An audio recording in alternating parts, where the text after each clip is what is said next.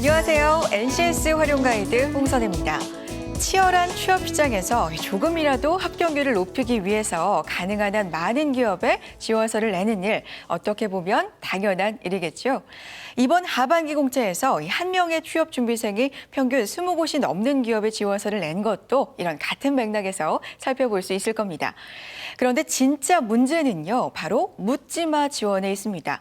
실제 전체 기업의 75%가 이 지원자들의 묻지마 지원으로 골머리를 썩고 있다는 조사 결과도 나와 있는 상황인데요. 묻지마 지원이 늘어나게 된다면 어떤 문제가 생길까요? 일단 기업들이 서류 검토에 들이는 시간적, 비용적 손실이 발생하게 되고요. 또 면접에 참여하지 않은 지원자가 늘어나게 되면서 전체 전형 일정에 차질을 빚게 되기도 합니다. 그리고 정작 최종 합격을 하고 나서도 이 퇴사율이 높아서 이 업무에도 큰 지장을 주게 되는데요. 이런 묻지마 지원을 줄이는 방법 뭐가 있을까요? 이 NCS에 그 답이 있지 않을까 생각이 듭니다. 실제로 통계를 살펴보면 전체 지원자들의 75%가 이 묻지마 지원 때문에 골머리를 썩고 있다는 그런 통계 결과도 나와 있다고 하는데요. 실제로 그 직무에 적합한 사람만 지원을 하고 또 적합한 인재만 뽑는 NCS를 통해서 이 모든 문제를 어떻게 해결할 수 있을지 NCS 특강을 통해서 지금부터 함께 하시죠.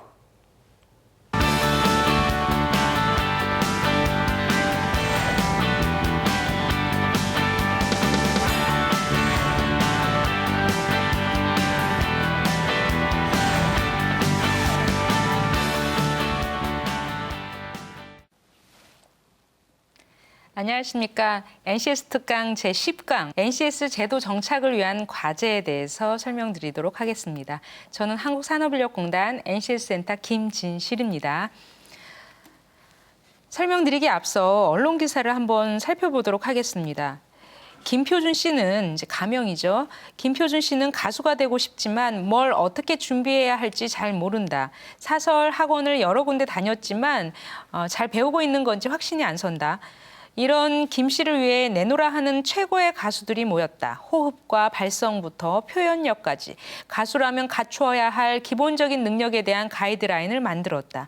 이 가이드라인을 기초로 만든 교육과정에 따라 체계적인 훈련을 받고 있는 김 씨는 이제는 가수가 되려면 뭘 어떻게 해야 하는지 감이 잡힌다며 만족감을 표시했다. 정부가 스펙을 초월한 능력 중심 사회를 실현하기 위해 의욕적으로 추진하고 있는 국가 직무능력 표준 NCS는 이래서 예로 들면 직무능력 가이드라인과 같은 것이라고 할 수 있는데요. 물론 가수 분야에서는 NCS가 이제 생긴다는 것이 실제는 좀 가정에 불과합니다. 주관적인 요소가 강한 예술에 관한 능력은 표준화가 약간 다른 분야에 대해서 이제 힘든 부분이 있는데요.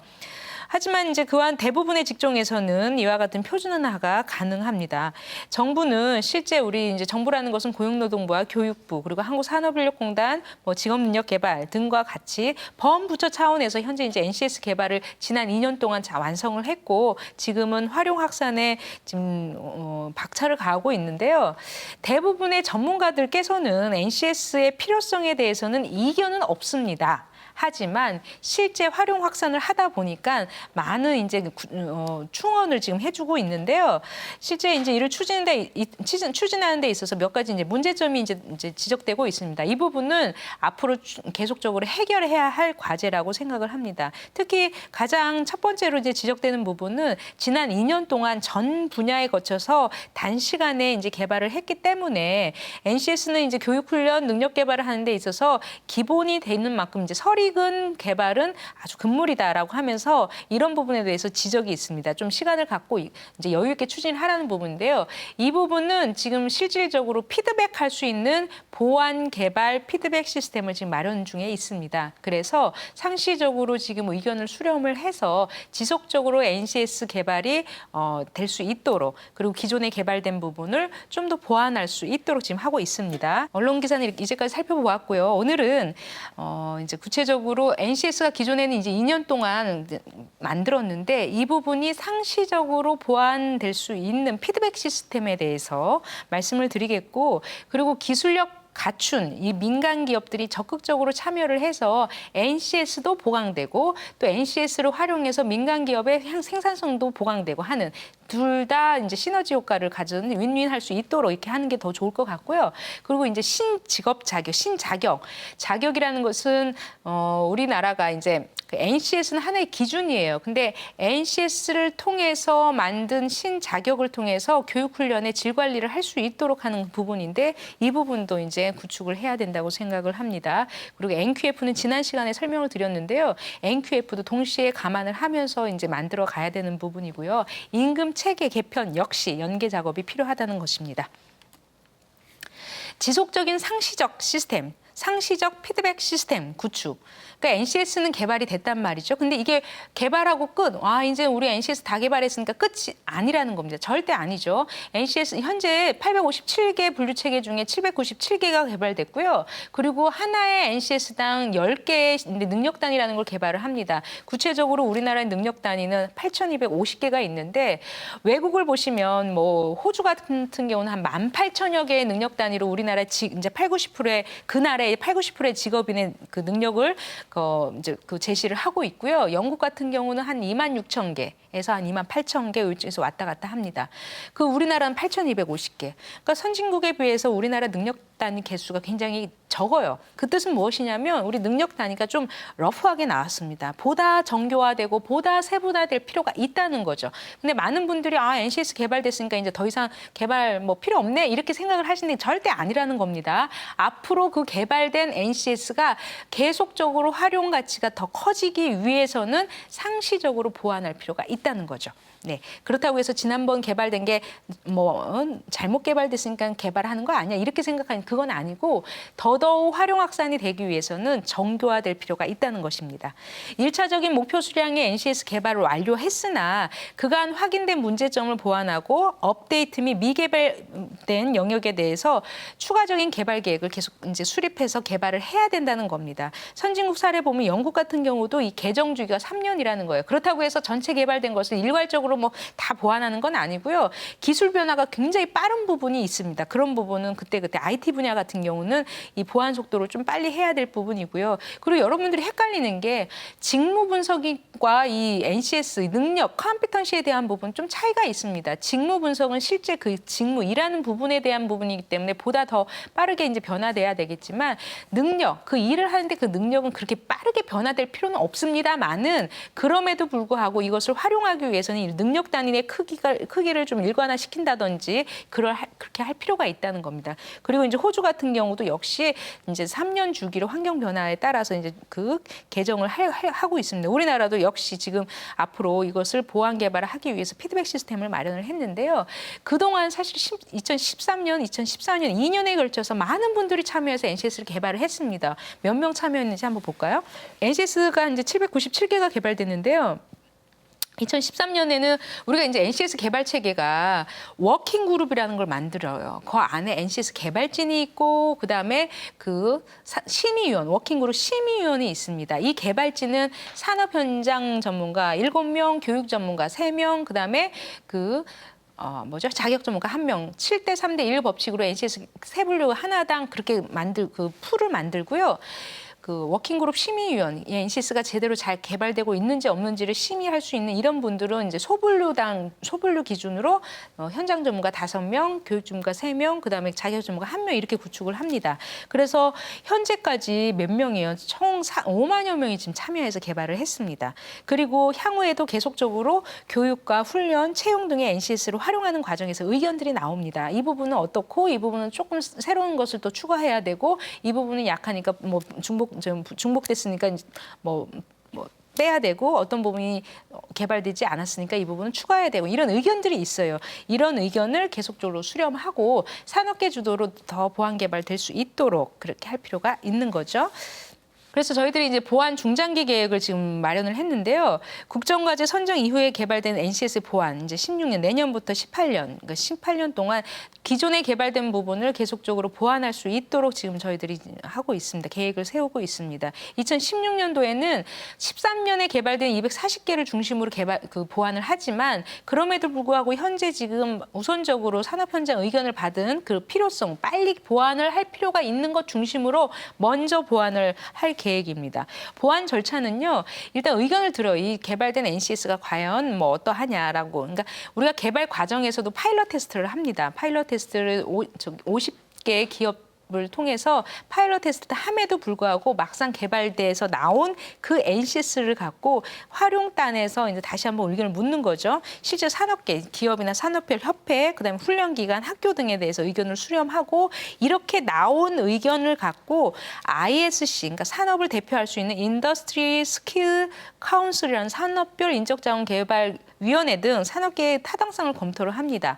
검토한 의견을 바탕으로 우리가 보완 계획을 수립해서 NCS 운영위원회를 이제 보고를 하는데 운영위원회라는 것은 고용노동부 차관, 그다음에 교육부 차관이 공동위원장으로 되고 있는 운영위원회죠. 이쪽에 보고를 해서 다시 구성을 합니다. 노동계, 산업계, 그다음에 이제 교육계, 자격 전문가들을 모아서 다시 개발을 할 수 있도록 하고요. 프로세스는 거의 동일해요. 하지만 기존의 프로세스는 동일하게 하지만 약간의 이제 개발된 부분이 있기 때문에 이제 그 횟수들은 조금 줄 수 있겠죠. 그리고 산업계 등에서 이제 예전에 개발했던 그런 분들도 다시 참여해서 NCS 보완을 실시하고 결과를 다시 NCS 운영위원회에 보고하고 그리고 보완을 했다고 해서 예전에 개발된 것을 아예 싹 버리고 그러면 굉장히 혼란스럽습니다. 그래서 이력 관리를 해야 돼요. 2013년에 개발된 NCS, 보완된 NCS 하면서 분류 체계도 저희들이 이력 관리를 계속 하고 있습니다. 2013년도에는 833개의 분류 체계, 2014년에는 857개, 올해는 887개로 바뀌었는데요. 그 이력 관리가 NCS 홈페이지에 지금 계속적으로 관리를 하고 있어요. 그리고 개발된 NCS도 2013년에 개발된 NCS 그리고 보완되는 NCS 이게 그 이력 관리가 되어야지 너무 이제 혼란스러울 수가 있어요. 능력 단위 코드도 있기 때문에. 왜냐하면 어떤 사람은 예전에 개발된 NCS를 활용하고 있는 부분도 있는 거거든요. 그래서 거기에 이력 관리가 철저히 될 수 있도록 지금 계획하고 있습니다. 그리고 두 번째는요. 이제 민간 기업들이 참여할 수 있도록 지금 하는 거예요. 현재는 NCS 채용을 공공기관, 즉 사회적 파급 효과가 큰 공공기관 중심으로 채용을 확산하고 있습니다. 근데 공공기관은 정부에서 이제 해야 한다고 하면 따라가고 있어요. 근데 민간 기업은 우리가 강제를 할 수 없습니다. 민간 기업에서 정말 NCS를 썼더니 너무 좋더라. 우리 근로자들 능력 개발에 너무 도움이 됐다. 근로자들 능력 개발한 이후에 생산성이 높아졌다 하면서 사장님들이 만족하게끔 해야 되는 거예요. 그리고 기술력 향상에 도움이 되고 이런 기술력 있는 민간 기업이 적극적으로 참여할 수 있도록 해야 되는 거죠. 현재 우리 대한민국은 최고의 기술을 갖고 있음에도 불구하고 그 기술 인재를 키우는 시스템이 굉장히 좀 부족한 형태예요. 기업도 나서야 되고 학교도 나서야 되고 서로 협업해가지고 해야 됨에도 불구하고 이게 굉장히 부족합니다. 이런 것을 이제 보완하기 위해서 NCS 같은 그런 기재를 활용을 하게끔 하는 거죠. 민간 기업에. 현재로서는 올해는 890개고요. 내년에는 1000개 기업의 민간 기업에 활용 확산할 수 있도록 지금 하고 있습니다.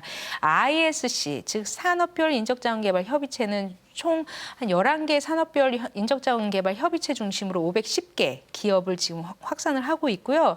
RC, 그러니까 리저널 지역 인적자원 개발 협의체 위원회, 인적자원 개발 위원회에서 중심으로도 한 100개를 하고 있고요. 그리고 한국 경총 그다음 경제인 총연합회, 그다음에 중소기업 중앙회 이런 협단체 중심으로도 280개를 지금 기업을 확산하고 있어요. 그래서 총 890개를 지금 민간 기업을 확산하고 있습니다. 해외 사례를 보시면 독일과 스위스 등에서 보시면 이제 NCS나 일학스 병행이 기업이 나서서 하는 거예요. 외국 사람들이 우리 세미나를 들어보면 우리가 정부에서 돈을 투자해서 민간 기업에 이렇게 막 활용을 확산하고 있다는 부분이 굉장히 신기하다고 하는 거예요. 그거를 어떻게 정부가 돈을 주지? 다 민간 기업에서 해야 되는 거 아니야? 정부가 돈을 주면 너무너무 좋겠다, 부럽다 이러고 하고 있습니다. 근데 현재 우리나라는 정부가 이렇게 투자를 함에도 불구하고 기업에서는 사실 관심이 없어요. 되게 귀찮아하고. 그러니까 무슨 말이냐면 기업가 정신 그리고 기업이 근로자를 키워야겠다는 이런 사회적 책임이 사실은 조금 약합니다. 선진국에 비해서. 우리는 영리추구고 이렇게 돈 버는데 좀 지금 더 중요하지. 뭐 그 직원들 역량 개발은 뭐 자기네들이 알아서 하는 거 아니야? 그리고 아무리 역량 개발을 해도 자기네들이 도망간다. 더 좋은 데로 가니까 우리는 굳이 그러고 싶지 않다라고 하시는 부분도 상당히 있습니다. 하지만 능력 개발을 해서 더 좋은 데로 가게 되면 할 수 보내고 그에 맞는 사람들을 뽑아서 또 쓸 수 있도록 유연화된 노동시장이 될 수 있도록 해야 되는데요. 이 부분도 향후에 우리가 지속적으로 이제 추진해야 되고 해결해야 될 과제라고 생각을 합니다.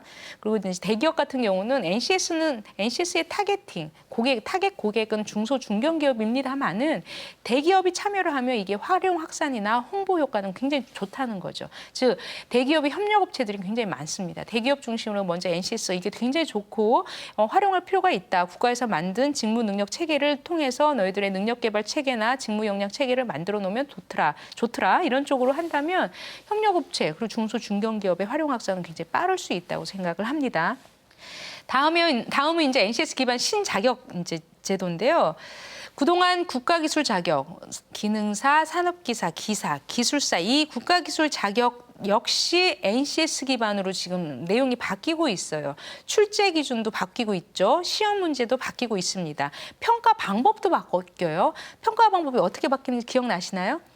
평가 방법은 예전에 검정형이라고 해서 필기 시험 보고 일정 시간에 언제 가서 필기 시험 쫙 봐요. 그리고 합격이 되면 또 실기 시험 딱 봐요. 그래서 이제 자격증이 나가는데 그거 말고 과정 평가형 자격이라는 그 평가 방법이 새롭게 도입됐습니다. 즉 NCS 기반으로 교육 과정을 잘 만들고 그것을 이제 지정 심사에서 통과가 되면 우리는 NCS 기반 과정 평가형 교육 과정을 운영하는 기관입니다라고 홍보할 수도 있는 거죠. 그리고 그렇게 지정 심사를 통과를 하면 제대로 그거에 따라서 교육을 이제 받고 교수자가 내부 평가해서 100점 주고 그리고 100점 만점에 50점이 반영이 되는 거예요. 그리고 외부 평가라고 해서 그 분야 실제 현장 전문가들이 평가를 해서 100점 만점에 50점 반영해서 80점 이상이면 그 국가기술 자격이 나가는 형태가 지금 되어 있습니다. 이것은 기능사, 산업기사, 이제 기사, 기술사 이 4단계 체계인 거예요. 근데 NCS는 현재 몇 수준이죠? 자, 8수준입니다. 우리 NQF라는 거, 국가 역량 체계도 우리가 8수준으로 지금 만들려고 해요. 그러니까 기존에 있는 국가기술 자격 4수준 체계를 8수준으로 바꾸는 데는 상당히 좀 혼란이 있을 수가 있죠. 그래서 NCS 기반으로 다시 신자격 체계를 지금 만들고 있습니다. 레벨 1, 레벨 2, 레벨 3 해가지고 자격을 총 8수준으로 만들어서 이것과 또 현장 경력형 자격을 또 만들죠. 이것도 8수준으로 만들어요. 그리고 도제, 소위 말하면 일학습 병행 프로그램을 통과하면 나중에 나오는 도제 자격 역시 이제 1에서 8수준으로 만들어서 나중에 서로 연동될 수 있도록 그러니까 NQF 체계로 운영될 수 있도록 하기 위해서 새롭게 NCS 기반으로 만드는 게 바로 신자격 체계입니다. 신자격은 이제 NCS를 통해서 만들기 때문에 교육 과정하고도 상당히 연동이 되어 있습니다. 한번 읽어볼까요? 신자격 제도는 교육훈련 자격을 연계시킬 수 있고 그동안 분리되어 운영되었던 직업교육과 직업훈련을 연계시킬 수 있으며 나아가 고등교육, 학교, 그러니까 대학교죠. 그런 고등교육과 서로 질적인 연계 관리 체계로 연계될 수 있도록 지금 활용되고 있습니다.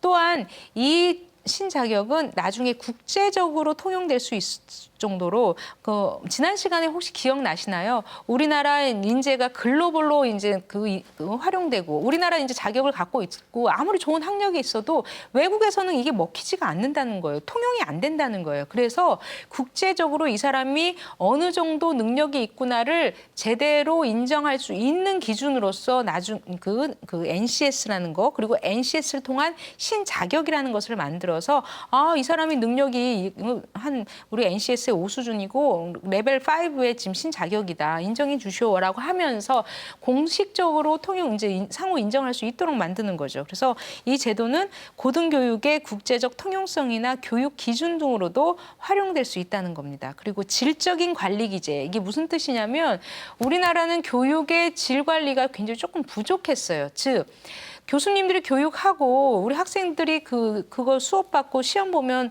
이 교육이 잘 됐는지 안 됐는지 알 수가 없다는 거죠. 그러니까 이 교육이 잘 됐는지 못 됐는지를 판단할 수 있도록 나중에 자격하고 연동될 수 있는 거죠. 그러니까 교육 훈련을 잘 받아서 이게 국가가 주는 자격을 가지면 굉장히 좋은 교육이고 그렇지 못하면 좀 교육의 퀄리티를 이제 관리할 수 있는 기재로서 좀 약하다 그거죠. 그러니까 다시 말씀드리면 이 신자격이라는 것은 교육이 제대로 잘 되고 있는지 없는지 품질 관리를 할 수 있는 기재로서 활용될 수 있다는 겁니다.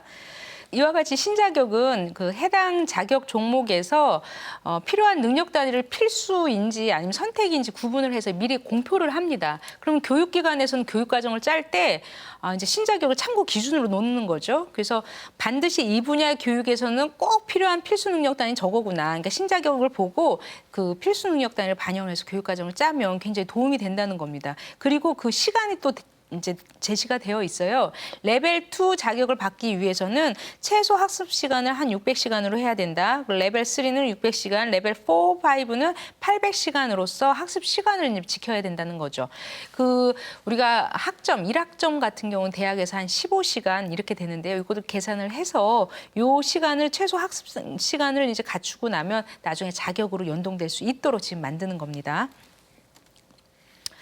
NQF 지난 시간에 이제 기억나시나요? 지난 시간에 국가 역량 체계라고 해서 학력과 자격과 현장 경력이 서로 연동될 수 있도록 상호 등가성을 인정해주는 체계인데요. 다시 읽어볼게요. NQF란 어느 하나의 직무를 수행하기 위해서 필요한 지식, 기술, 소양 등의 직무 능력의 내용을 담고 있는 각각의 NCS를 그 수준과 유형으로 분류해서 한데 모아놓은 것으로서 각각의 능력을 구성하고 있는 복합 요인을 판단하고 복합 요인 다시 설명드릴게요. 그리고 그 개별 요인 간의 상호 등가성 및 그 개별 역량 간의 상호 등가성 그리고 그 등가성은 국가가 개입해서 인정한다. 어렵죠? 다시 읽어볼게요.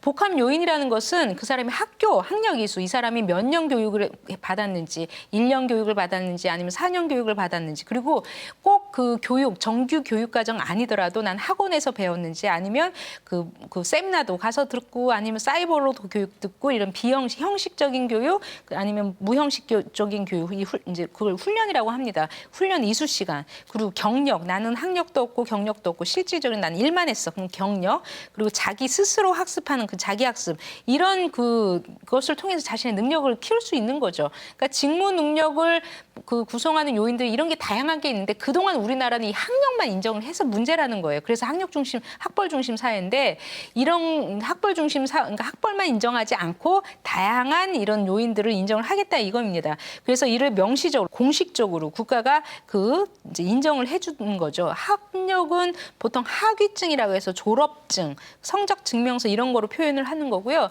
훈련 파트에서는 훈련 이수증, 그리고 뭐 사이버 교육을 해서도 사이버 교육 이수증, 그리고 자격증, 경력 증명서 각각의 본인이 능력을 향상시키기 위해서 노력했던 그런 것이 증명서들이 다 있어요. 이것을 서로 이제 연동을 해서 인정할 수 있도록 하는 거고요. 상호 등가성, 즉 어느 한 부분의 일을 하는데 필요한 이런 역량들을 서로 이제 최소 수준, 요 정도만 통과하면 이거는 인정을 해주겠다. 이게 서로 등가 똑같다고 인정을 해주겠다 이 뜻이거든요.